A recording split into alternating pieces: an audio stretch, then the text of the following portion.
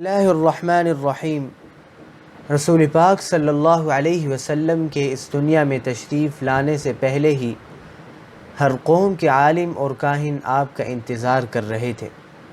انہوں نے پچھلے نبیوں کی آسمانی کتابوں میں پڑھا تھا کہ فلاں زمانے میں ایک اور فلاں جگہ ایک زبردست نبی ظاہر ہوں گے جو ساری دنیا کے لیے خدا تعالیٰ کا پیغام لائیں گے۔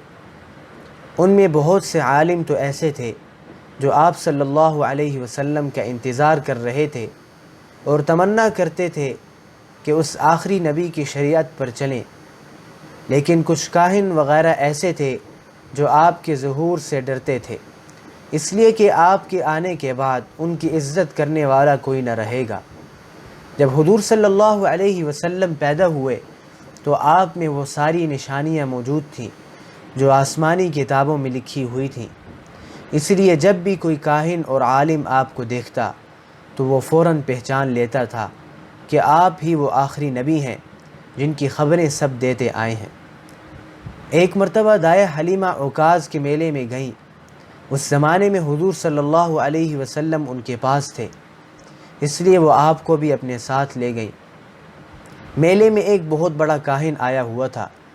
وہ بچوں کو دیکھ کر ان کے مستقبل کا حال بتایا کرتا تھا۔ جب اس نے حضور کو دیکھا تو وہ ایک دم چیخنے لگا، قریش کے لوگوں، اے گروہ قریش! لوگ ایک دم اس کے چاروں طرف جمع ہو گئے اور پوچھنے لگے کہ کیا بات ہے۔ کاہن نے ان سے کہا، اگر تم اپنی بھلائی چاہتے ہو تو اس بچے کو فوراً قتل کر دو۔ دائیہ حلیمہ نے جو یہ بات سنی تو فوراً وہاں سے حضور کو لے کر چپکے سے نکل گئیں اور تیزی کے ساتھ اپنے گھر کی طرف روانہ ہو گئیں۔ ادھر قریشیوں نے کاہن سے پوچھا کہ وہ کون لڑکا ہے، کہاں ہے؟ کاہن نے کہا کہ وہ ابھی تو یہاں تھا۔ قریشی بغیر سمجھے ہی ادھر ادھر دیکھنے لگے۔ جب انہیں وہاں کوئی بچہ نظر نہیں آیا تو انہوں نے کاہن سے کہا کہ یہاں تو کوئی لڑکا نہیں ہے، پھر یہ کہ اس کو ہم کس وجہ سے قتل کر دیں؟ کاہن نے بتایا، وہ تم پر غالب آ جائے گا اور تمہارے خداؤں اور دین کو مٹا کر رکھ دے گا۔ اب لوگوں نے وہاں آپ کو بہت تلاش کیا، مگر اس وقت تک حلیمہ آپ کو لے کر کہیں کی کہیں پہنچ چکی تھی، اس لیے وہ سب تھک ہار کر بیٹھ گئے۔ اسی طرح ایک دفعہ قبیلہ بنی مدلج کے کچھ لوگ مکے آئے۔ اس زمانے میں حضور صلی اللہ علیہ وسلم جناب عبد المطلب کی تربیت میں تھے۔ ان لوگوں نے حضور کو دیکھا تو وہ سب حیران رہ گئے۔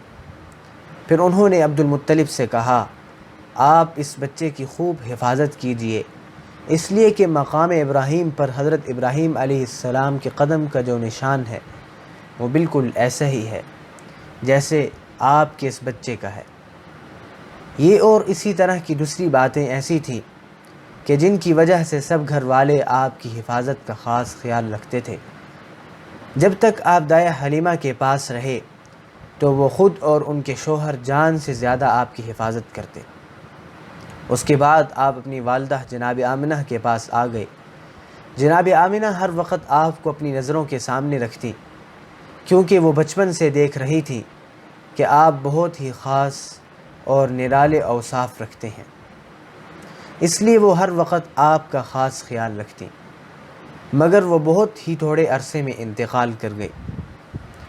ان کی وفات کا واقعہ اس طرح ہے کہ جب حضور صلی اللہ علیہ وسلم مکے میں دائیہ حلیمہ کے پاس سے اپنے گھر واپس آ چکے تھے، جب آپ کی عمر مبارک 6 سال کی ہوئی تو ایک دفعہ جناب آمنہ آپ کو ساتھ لے کر یثرب گئی۔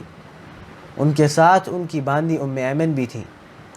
یثرب میں جناب آمنہ عبد المطلب کی نانہال میں ٹھہری۔ یثرب میں کچھ یہودی عالموں نے آپ کو دیکھا تو وہ آپ کے متعلق نئی خبریں دینے لگے۔ جلد ہی یہ خبر سارے یثرب یعنی مدینہ میں پھیلی اور یہودی عالموں کی جماعتیں آپ کو دیکھنے کے لیے آنے لگیں۔ ایک روز کچھ یہودی راہب اور عالم حضور صلی اللہ علیہ وسلم کو دیکھنے آئے تو ان میں سے ایک نے کہا، یہ بچہ اس امت کا نبی ہے اور اس شہر یعنی یثرب کی طرف یہ ہجرت کرے گا۔ 1 مہینہ یثرب میں ٹھہر کے جناب آمنہ ایک دن آپ کے ساتھ واپس مکہ کو روانہ ہوئی۔ مگر یثرب سے چل کر جب وہ ابواہ کے مقام پر پہنچی تو اچانک بیمار ہو گئے، پھر یہ بیماری ہی ان کی موت کا پیغام بن گئی۔ جناب آمنہ نے یہاں اپنے وطن اور رشتہ داروں سے دور بے کسی کی حالت میں جان دے دی، بالکل اسی طرح جیسے چند سال پہلے ان کے شوہر جناب عبداللہ کا سفر کی حالت میں انتقال ہو گیا تھا۔ ام ایمن جو جناب آمنہ کی غلام باندی تھیں، انہوں نے وہیں ابواہ کے مقام پر جناب آمنہ کو دفن کر دیا اور حضور کو دلاسا دیتی ہوئی واپس مکے آ گئی۔ جناب آمنہ کے انتقال کے بعد آپ اپنے دادا عبد المطلب کی تربیت میں آ گئے۔ عبد المطلب کو آپ سے بے انتہا محبت تھی، وہ ہر وقت آپ کی دلداری کرتے، کسی وقت بھی آپ کو اپنے سے الگ نہ کرتے، جہاں جاتے آپ کو اپنے ساتھ رکھتے، اور حضور صلی اللہ علیہ وسلم کو خود اپنے بیٹوں سے بھی زیادہ چاہتے تھے۔ ادھر گھر میں آپ کی خبر گیری اور دیکھ بھال ام ایمن کرتی تھی۔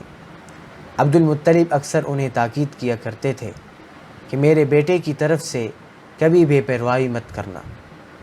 اس طرح آپ اپنے دادا کی شفقت اور محبت کی وجہ سے اپنی والدہ کا غم بھول گئے۔ عبد المطلب بہت زیادہ بوڑھے ہو چکے تھے، اس لیے انہوں نے ضرور سمجھا کہ مرنے سے پہلے حضور کو اپنے بیٹوں میں سے کسی کے سپرد کر جائیں تاکہ آپ کی طرف سے مطمئن ہو جائے۔ عبد المطلب کے 10 لڑکے تھے، ان میں سے 2 لڑکے ابو طالب اور زبیر حضور کے والد جناب عبداللہ کے سگے بھائی تھے۔ یہ دونوں ہی حضور سے بہت محبت کرتے تھے، مگر ابو طالب کو حضور سے خاص لگاؤ اور محبت تھی۔ خود حضور بھی ابو طالب سے زیادہ مانوس تھے، اس لیے عبد المطلب نے حضور کو ابو طالب کے سپرد کیا کہ اب وہ آپ کی تربیت اور دیکھ بھال کریں۔